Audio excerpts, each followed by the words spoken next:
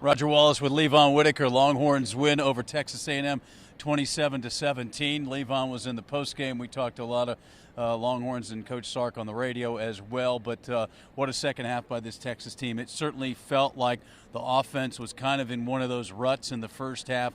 And then the Aggies get, with 56 seconds to go, the first touchdown of the ball game. They're going to get the ball to start the second half. You could kind of see how maybe it gets away from Texas, and they totally flipped the script in the second half. A tale of two different halves is what it was for Texas. I mean, we've seen this from them this year. Their resilience late in the game to stick it out against Mississippi State, against Kentucky, and now against a great Texas A&M team that was undefeated coming into today, had nothing to lose really besides the SEC championship, but you always want to beat up on your rival. Couldn't get that done because Texas, they found life in the offense, and Sark said at halftime, he just told these guys, are you going to lay down and take it, or are you going to come out here and fight? Yeah, it was the first time we've heard players talk about halftime. You hear that a lot, maybe at high school or, the movies and things like that, the fire and brimstone, but it sounded like the fact that they told us about halftime meant that really resonated. And never more important, and Eddie Faye's, because of where they've struggled this year, is the run game. Yeah, Trey Wisener coming out, he said, listen, I just wanted to go out there. They actually were calling him the Texas A&M Slayer because of his fantastic games in the last two matchups against the Aggies. So 155 rushing yards from Trey Wisener. He said, hey, I just saw gaps in the guys. They opened them up for me and exploded through them. He's kind of been very patient at the line of scrimmage when he gets to rock. Today you saw him be a little more explosive than usual. We know, and everybody knows, Sark politics and said everything he can, because why wouldn't he, that they deserve to be in the playoff. We're not going to know until a week from Sunday. They need a little bit of chaos. Either on Saturday or in the championship games, but you never know how the committee views those championship games. But other than that, what were a couple of the overriding messages you heard in the locker room? Well, Sark and Michael Taft both made really good points, or points that they felt were good at least. If you don't want us to schedule that first game of the season against Ohio State, and we'll take the non-conference game, we'll be 10-2, then we're automatically in the playoffs anyway. Then you can bump out one of those, maybe a Utah or something of that nature. But they scheduled a really good team, number one versus number two. They talked about the ratings for that game, how everybody wanted to see those two teams play a rematch of the Cotton Bowl from last season, and that they went out there and did what a lot of the other teams didn't do, and put a tough team on their schedule to start the season. And now, even with that loss to Florida, you're looking at a team that only lost to Ohio State by 7 points, the number one team in the country, and that's their argument right now. Yeah, and Florida was a one-score game, and like Ohio State, they had the ball at the end, couldn't make a drive. And if they don't get in, 3 losses, I think, is something that you just, in some committee members' eyes, maybe it's too much. And the second is how, even though it was a 14-10 ball game into the fourth quarter, that Georgia Avalanche that turned that into the biggest rout in Sark's coaching history at Texas, 35-10. But to your point, and to Sark's point, players' point, 3 top 10 wins. Nobody has that. And then a 7-point loss, Ohio State, depending on what they do against Michigan, and then potentially in the Big Ten championship game, that will be their closest ball game of the season. And then the win over Oklahoma, they hold them without a touchdown, beat a top 10 Vanderbilt team, and then the number 3 team in the country and undefeated tonight. Was that enough? The flip side is more on this game, LeVon, is Sark jokes with me. Every week I do the pregame for Texas Game Day, and I always ask him about the keys, and I know what he's going to say. And he even joked about it with us. He goes, Roger, you know what I say, the ball.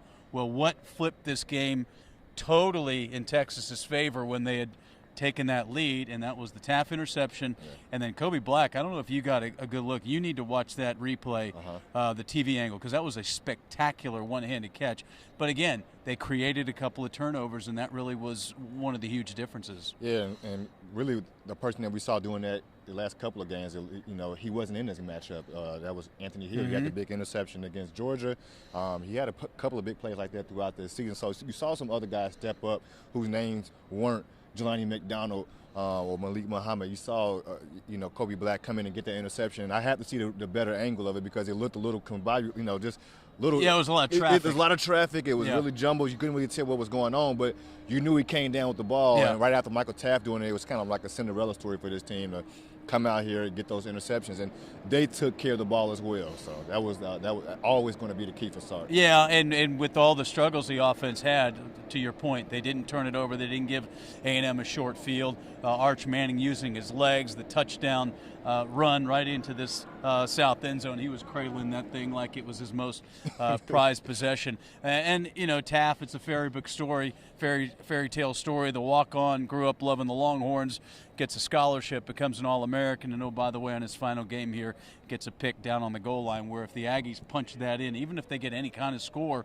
all of a sudden this thing gets a little more dicey. Yeah, and you probably thought that when you saw them get that touchdown and make it a 10-point ball game again. So Texas is being resilient on the goal, in the end zone, in the red zone rather, on the other end of the field. Michael Taft says he saw that he knew Marcel Reed wanted to roll out to his left. He wanted to hit that 1v1 option. He took that away from him, came back to the middle of the field where he knew he was looking to get something on the back of that end zone and took it away from him. So just great IQ from a player in a really a moment that's really, you know, stressful potentially, as the A&M Aggies are continuing to just drive down the field. Texas defense really withstands the time of just testing their faith at that point in the game. And they got a pass rush, and against Reed, you got to get the pass rush up the middle, because if it's coming from the edge, he's going to find a crease, he's going to find a lane. But they got it up the middle. They got him backpedaling a little bit, so he underthrows it to the receiver in the end zone, and that results in the Taft and then the great individual play.